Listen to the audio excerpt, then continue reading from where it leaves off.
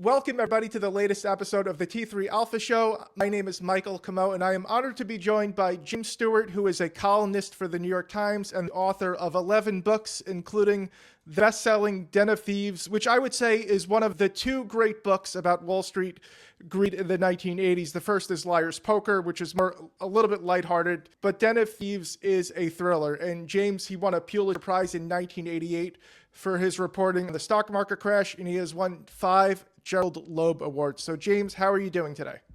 Good. I'm feeling good.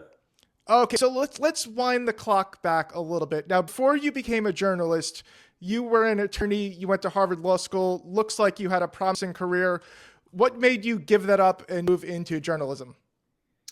Well, I think the short answer is that I worked at a big firm, a big law firm in New York, and I saw it's very competitive. You know, they hire a lot of top lawyers and then winnow it down. And I could see that the people who made partner, got the brass ring, were the ones, somewhat to my surprise, who really loved the work the most.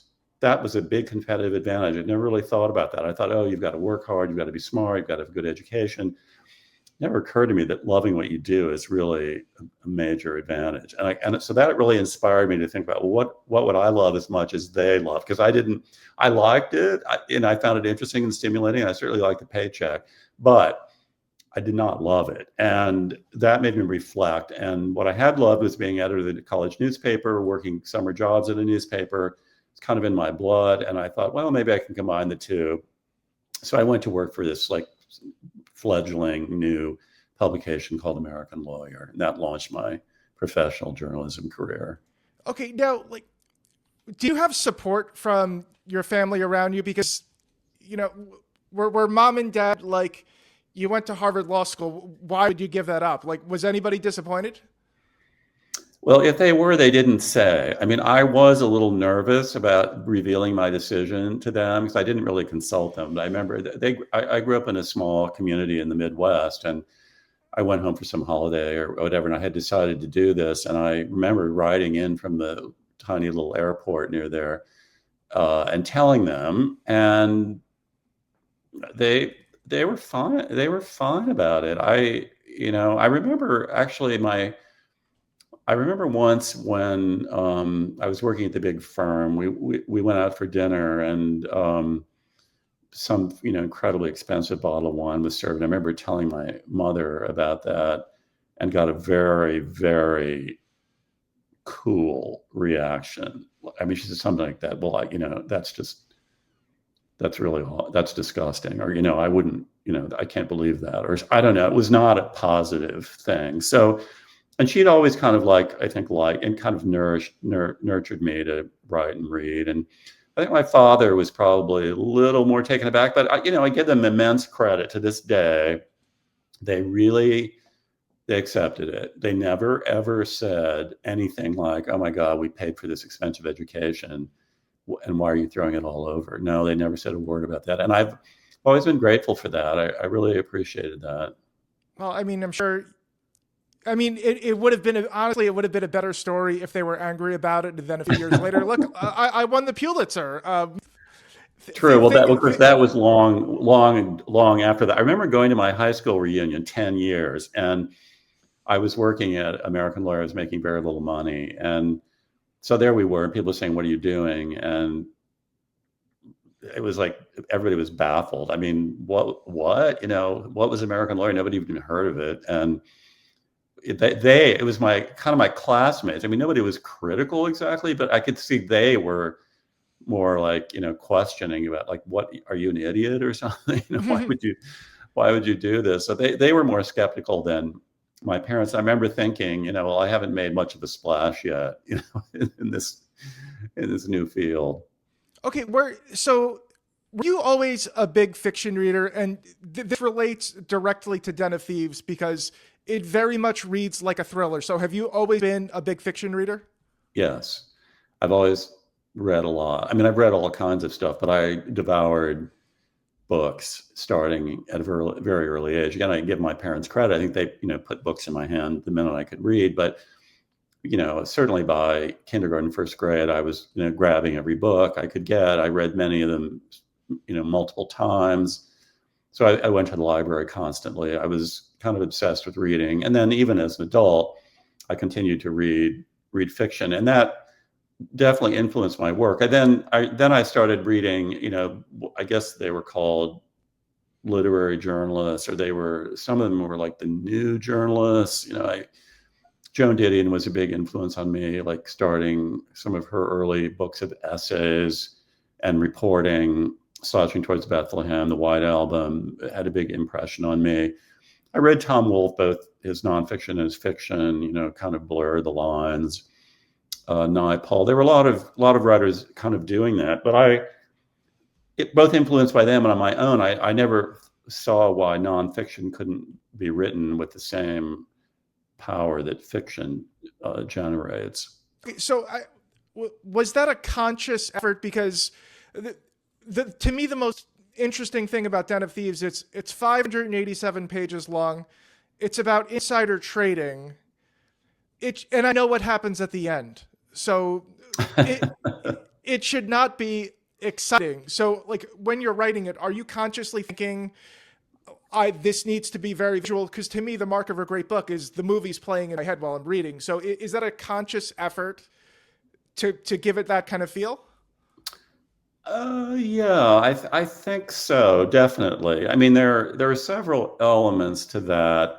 Some of them are fairly simple. Again, my reading ranged widely. It wasn't, I read the classics, and I had some great courses in college in literature, which helped me understand, sort of the art of fiction a lot better. But I also read just, basic thrillers and mysteries, and I loved all those. And one of the simple things there is, don't give away the ending. You don't know who the murderer is in the first chapter, or maybe you do, and then it's a very elaborate thing to figure out, well, why it had happened. But if there's a mystery, you want it to continue till the end.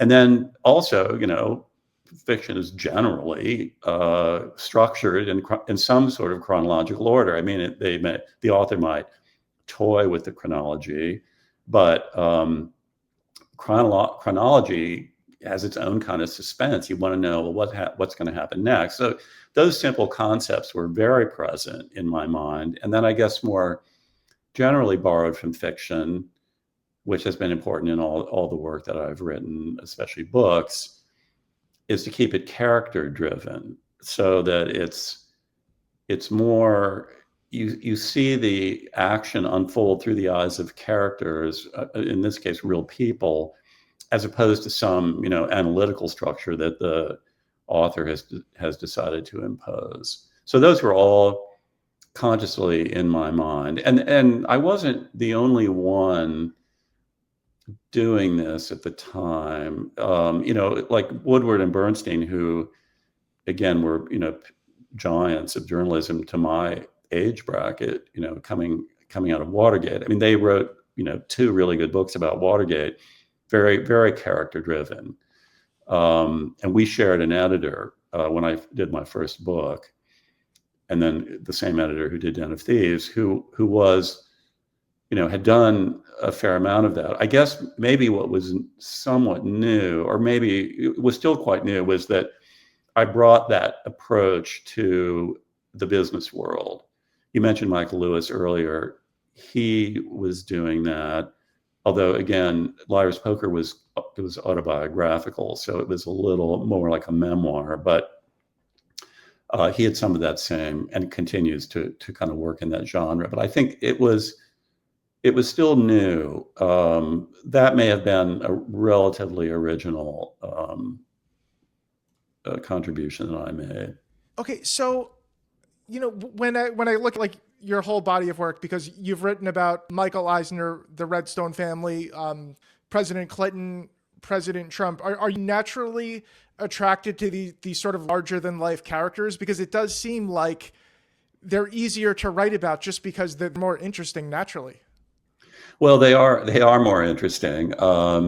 They're I guess the main thing, though, I don't necessarily who the characters are in a story is very important to me. They don't necessarily have to be larger than life or even particularly important, but I mean, but something has to be going on that's going to provoke the reader's curiosity. And again, I think the most important thing when I'm thinking about, well, what do I write about?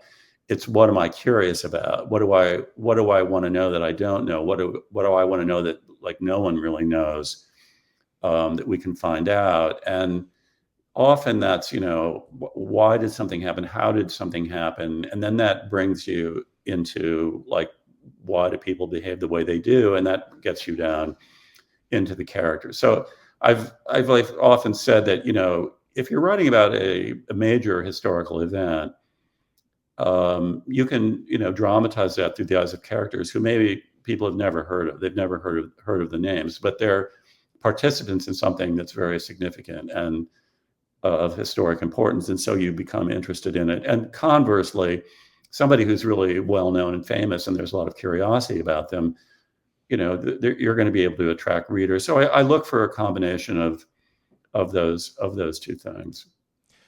Okay. So when you're writing a book like Den of Thieves, obviously this is pre-internet, and it's an expansive work. And I also assume you have a job while you're writing it. So how long does it take to complete something like that? Well, I will say when I finished Den of Thieves, I said, okay, I'm never doing this again. I was working two jobs. I was working at the Wall Street Journal at the time, first as a reporter, and then I was a big editor there. I was like the front page editor, and I was writing a book. And I somehow, and with the support of my peers and my boss, the editor, I would work from 8 in the morning until 2 in the afternoon at downtown at the Wall Street Journal offices. I'd take the subway home. I'd get home at 2:30, and I'd put in another 6 to 8 hour day writing Den of Thieves. And I mean I remember I'd get home at 2:30 and think, oh my God, I've got to start another work day. At least it was two different sides of the brain. I mean, being in the office was, filled with other people and making decisions and going to meetings. And then I came home to the solitude of writing. So at least I wasn't, cut off from the world, which when you're just writing a book, you do feel like the need for some kind of a stimulation. But that I said, I don't think I can ever do that again. But how old was I? I guess I was, in my 30s or something. I had a lot of stamina. Yeah. And I mean, like you said before, it's something you love. And I mean, I find that people have endless energy for the things that they're really passionate about. I mean, I don't know about you, but I find very mundane tasks that are easy to be completely draining, but difficult things I enjoy are fun. Yeah, I mean, absolutely. I think it's not realistic to think that every minute is fun. Like writing a book has its, moments of, maybe, panic or despair occasionally. But you're right. I mean, that decision I made early on that I wanted to do something I really loved and cared about carried me through this, because I did care about it. And, I knew, I don't know, I thought it was a really good story, and it was an important story. So I had a lot of motivation and a great sense of accomplishment once, I got it done and close to being done. So yeah, there were a lot of satisfactions in doing that. If I wasn't really motivated and enjoying that, no way I could have. That's why I said early on, it's such a competitive advantage if you love what you do, because you're willing to work so much harder, and so much of it is, in fact, very satisfying and enjoyable. Okay. Was it easy to say, I'm done? No, it's never easy to say you're done. Maybe I've gotten a little better at it, but I always feel I don't know enough. Like I haven't answered every question. Like there are still dangling threads, and it's been a long time since I wrote that. One time I could have ticked off, like, what about in that story do I still not know or understand? But I think my editor at some point said, stop, you've got to just stop reporting and write. Enough. You've got plenty. Somebody's okay. So I did, and I'm always looking at the glass like as being half empty. Like what do I don't know? But I realized, oh, actually, it's like 7/8 full. So I can really write it. But that's I think in a way it's worked to my advantage because people say, oh, there are so many interesting details in your stories. And I think those details emerge when, you just keep digging until you feel you get to a satisfactory answer to questions. Yeah, it's funny. One detail that always pops into my head whenever I think about Den of Thieves is Bruce Springsteen.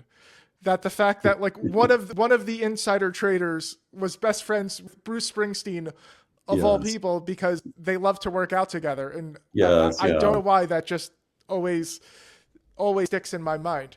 Okay, so I want to talk a little bit about sort of the bigger media landscape these days, because obviously there's this big sort of tug of war between old media and new media. We're seeing like even new media companies acquire old ones, like Jeff Bezos and the Washington Post. So, I mean, what do you think the future looks like for traditional media? Well, there's no doubt in my mind that it's not for me to, the digital revolution's enormous and it's had tremendous impact.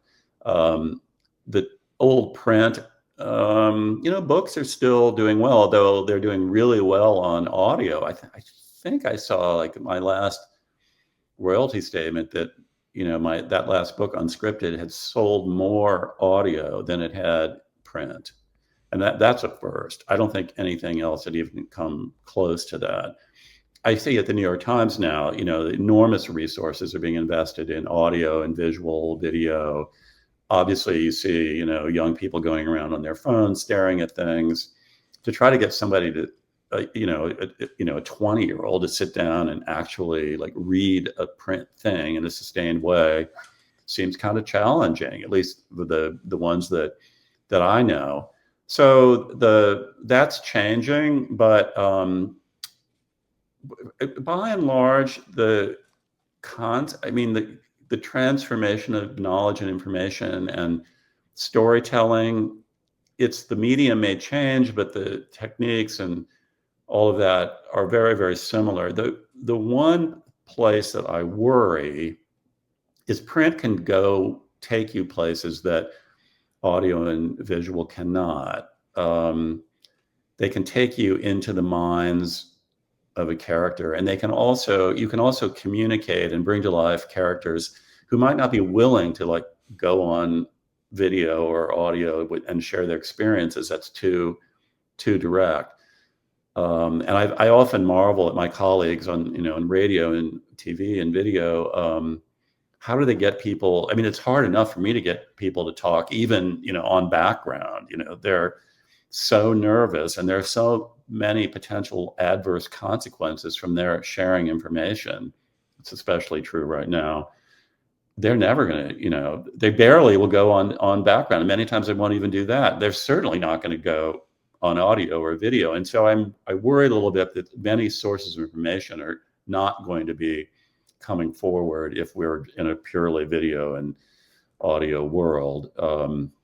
I guess people can still narrate, but that aside, my main point is that I don't think, again, when I was teaching for years at Columbia, I would say, look, I'm agnostic about how you're going to transmit information, but these techniques are something that I think will stand you in good stead no matter what. If you're like, doing traditional print, radio, audio, movies, digital, whatever, it's going to work.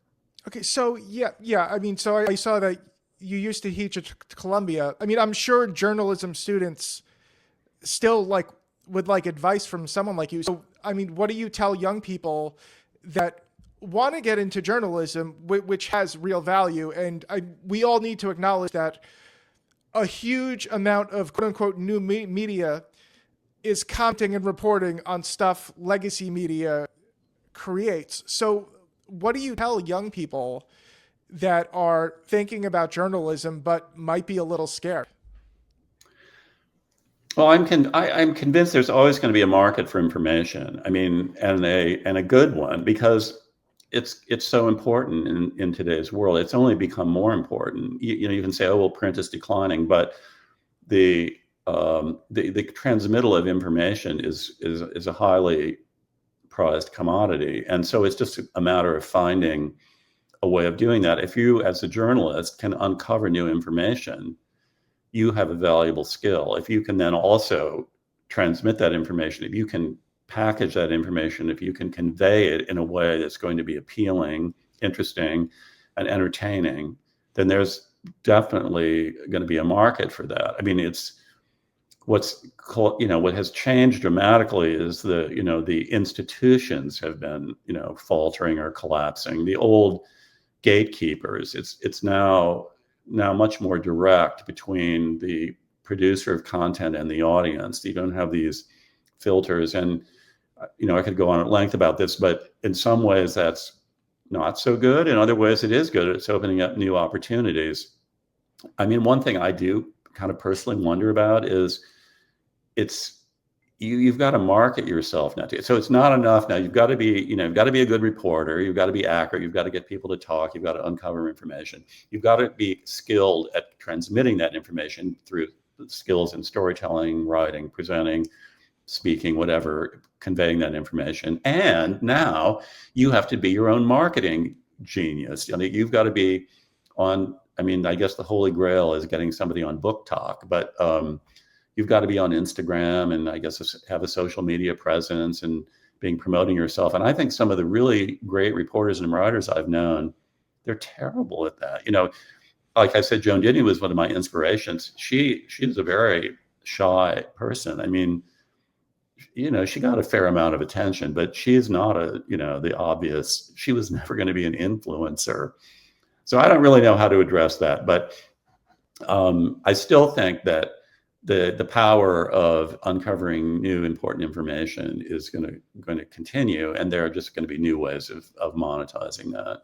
Yeah, like I think what you said about the journalist also having to be a self-marketer is really interesting, because so many artists are terrible business people. Like it's Terrible. almost like so many people have these God-given gifts to create things, but they cannot balance a checkbook, let alone promote themselves. Like, how many times do we celebrities like Billy Joel have gone bankrupt?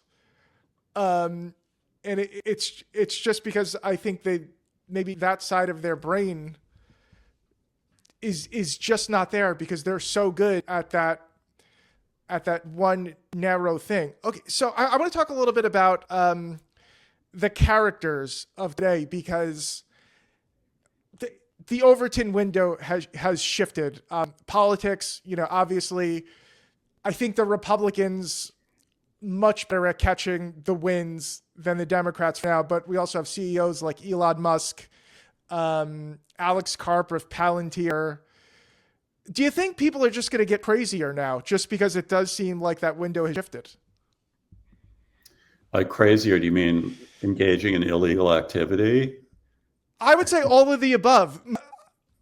Like, okay, wherever they are on the legal landscape, more bombastic, more entertaining, and also I think more willing to cross lines. Well, there have been some dramatic shifts in recent years. Den of Thieves is really all about white collar crime.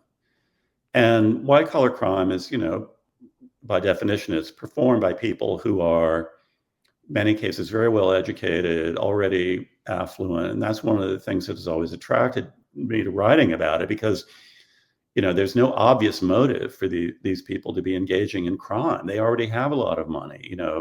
People like Michael Milken, Martin Siegel, the characters in this book, they were already rich. And yet they were, they weren't stealing a candlestick to feed their family. So that to me is a fascinating mystery.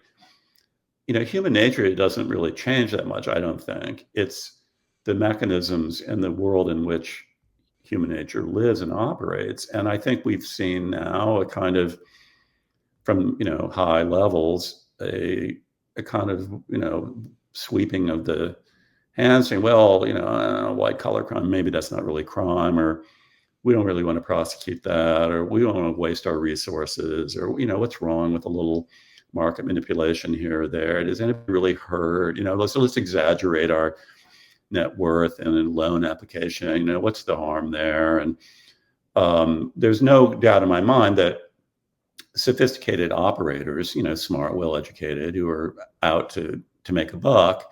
They evaluate risk and reward. And if they feel there's a very low risk of being punished or caught, then they do it. A certain kind of personality is going to do it. So I think as sure as the sun rises in the morning, there's going to be an increase in white collar crime, tax evasion. There's like everybody knows that the enforcement staff is being slashed. So the next time you're, thinking about, well, should I chisel a little bit on that tax return? How many people are going to say, oh, well, nobody's going to pay attention, or I'm not big enough, or whatever? You know what the result's going to be. No, but it is interesting because a lot of these bad actors are extraordinarily wealthy before they got caught. Anyway, I mean, do you think it's just about being smart enough to get away with it? Just them wanting to prove to themselves, I can pull this off because I'm a genius? Well, I definitely think there's a certain kind of personality that believes, well, the rules don't apply to me. And that's a combination of thinking, well, the rules are stupid anyway. I don't believe in them, so I shouldn't have to. I don't think, I don't believe in speed limits, so I'm going to go over the speed limit. Then there's the I'm smarter. I mean, the reason I know there's stupid rules is I'm smarter than everybody else. I have better judgment. So that kind of reinforces the idea. And then there's the reinforcement that they get. They start, breaking rules here and there. They feel, I'm entitled to that. They don't apply to me. And then they get rewarded for it. It gives them advantages. Maybe it's in the form of money. Maybe it's in the form of position, power. But they get a sort of psychic, reinforcement for that. So that's a powerful combination. You have a somewhat, a very egocentric personality. In some cases, I would say it veers over into, being a sociopath. And then you couple that with positive reinforcement. Again, the kind of people who get caught in white collar crime, I don't think I've ever encountered one where that's the first time they've done something. They've been crossing lines and getting away with it for years, in some cases all their lives. So why would they stop? I think it's a powerful combination, and it's why it's so important that there be a law enforcement presence in a sense, so there is deterrence, because without deterrence, it's going to happen. You see, I agree with you in theory, but I also think some of these people want the deterrence to be there because I think a lot of them view it as a game. They just want to win. I think there's some of that. And I guess I certainly agree that there is a thrill aspect to this, of taking risks and getting away with it, that gives, certain personalities in particular a kind of adrenaline rush. There is kind of a game feeling about it. I've witnessed this in some people, like, you get some kind of a tip in the stock market and you buy, and then you see the stock shoot up. It's not just the money. It's addictive, for something, just like gambling is addictive. There's something that we're hardwired that sets off some kind of endorphins in the brain. And so the thrill of it all, and part of that thrill is that risk. It's not a thrill if you don't realize, oh, there's also some danger out there and that I could get caught. They could also be bored, because imagine if you're a multi-billionaire, you've done all kinds of business deals, you have private jets and Ferraris and mansions all over the world. Like, what do you get a thrill of from after that? Like, I wonder if there's even a basic dopamine thing going on where nothing is exciting anymore. So maybe they have to bend the rules just to get some excitement in their lives. That's an interesting question. Again, I'm not a psychologist, but psychologists could have a field day with some of this stuff. You remind me that the personal relationships that get developed in some of these criminal things are also very important.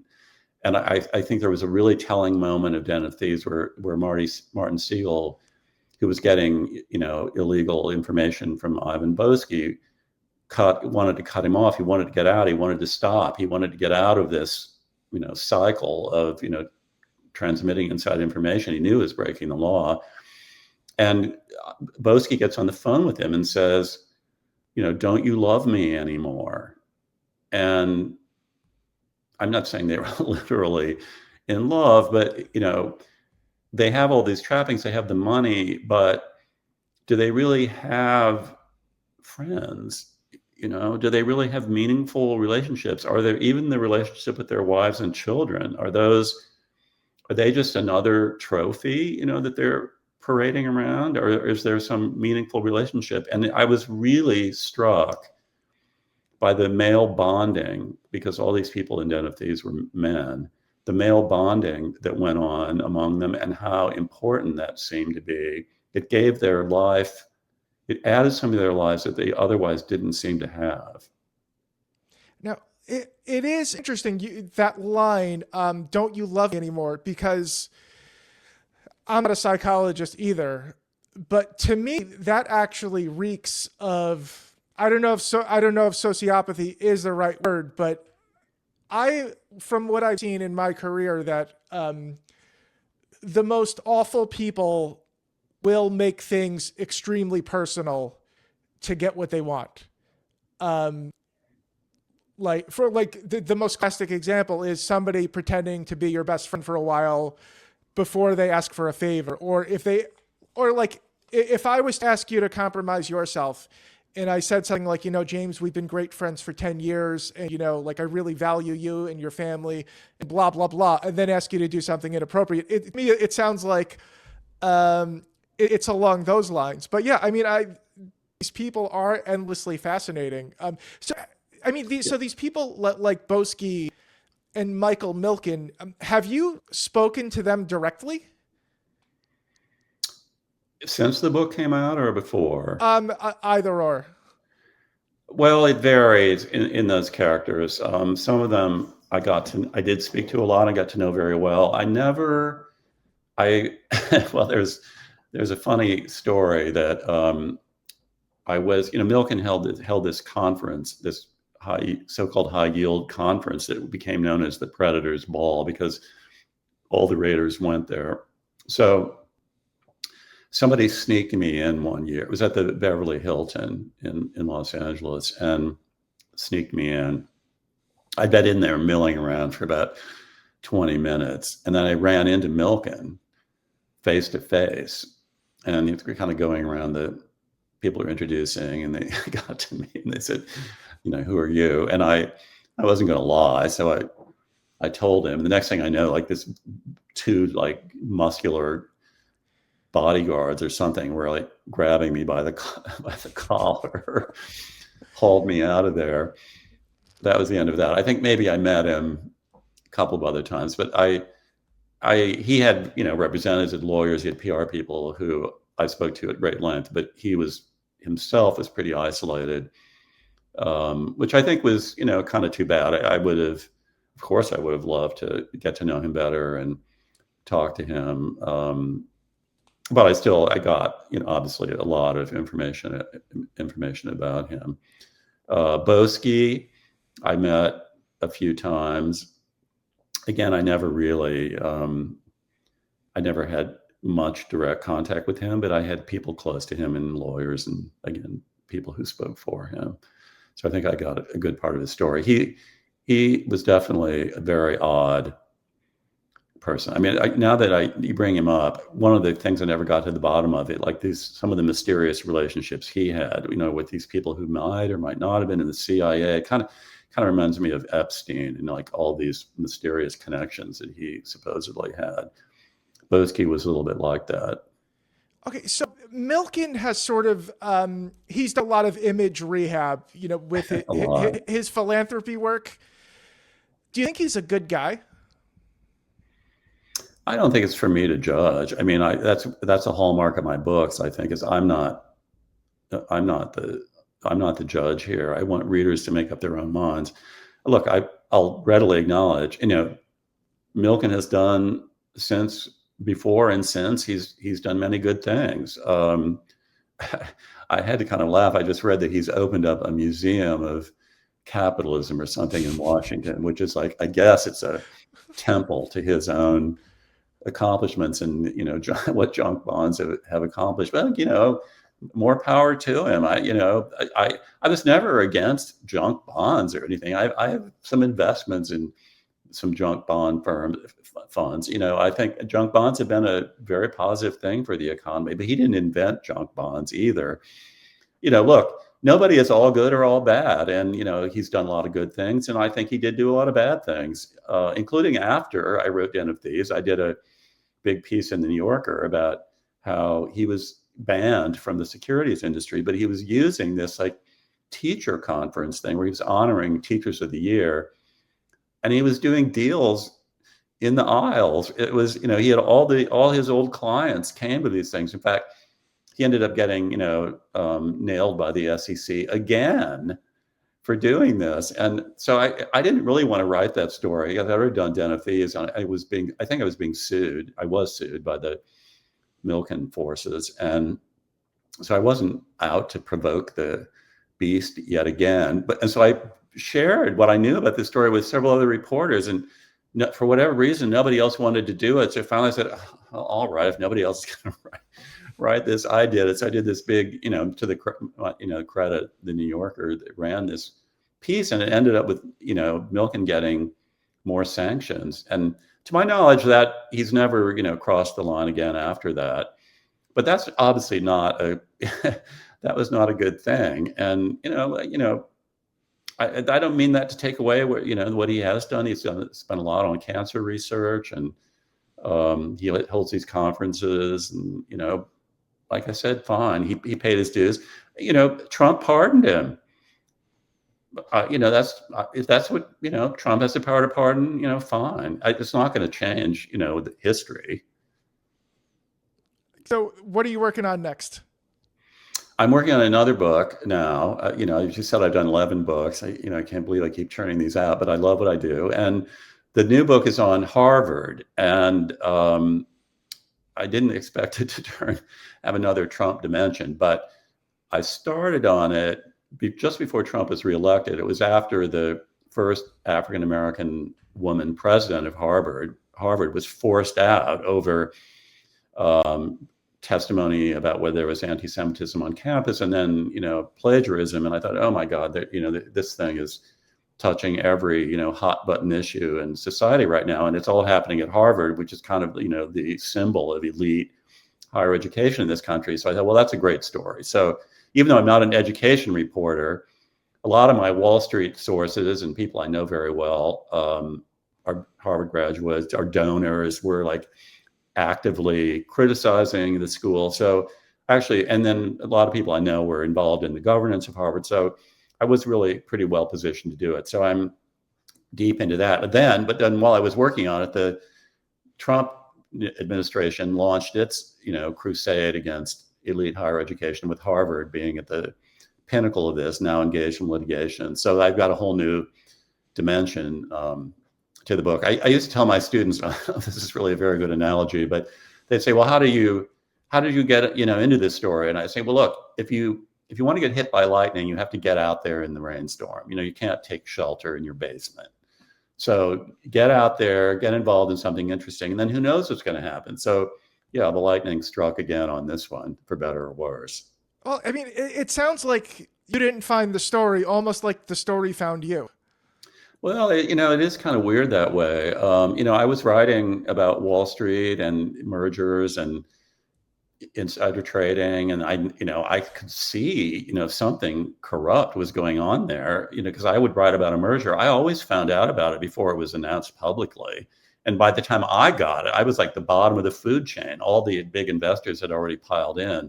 So I knew there was something, completely wrong. But I was in that world when the whole Dennis Levine thing blew up, and then that became Den of Thieves. I was working on my Disney book. I was exploring, the sort of reign of Eisner out there and the succession crisis when Roy Disney, who was on the board and was the direct descendant of the Disney family, declared war on Eisner and launched a proxy fight. I was literally sitting out there, in the Disney offices when that all started blowing up. And now I wrote a book about Comey and the FBI, and that blew up. Now that's back. I can't believe it. And now I'm in Harvard. So I don't know if it's luck or just some sort of sixth sense, but I guess I feel fortunate that I picked topics that have some, maybe because they're not fully resolved, and that they have a way of capturing the public interest. They certainly do my interest. Okay. James, before we close out, are you ready for some rapid fire questions? Sure. All right, well, I don't know if I can give you rapid fire answers, but I'll try. Okay. What's the best book you've ever read? Oh God, that's so hard. I would have said All the King's Men by Robert Penn Warren, which is just a fantastic book and tells you so much. But then I recently read Demon Copperhead by Barbara Kingsolver. And I was so blown away. I didn't even think I was interested in the subject. It was fantastic. I know that it's the best book, but it's a great book too. What is your favorite breakfast food? Well, I guess poached eggs, maybe. I love a good poached egg. Okay. Eggs Benedict would be, it's not heart healthy, but it's delicious. Okay. What is a story that needs to be told in book form that has not been told but should be told? Oh gosh, that's really a good question. Well,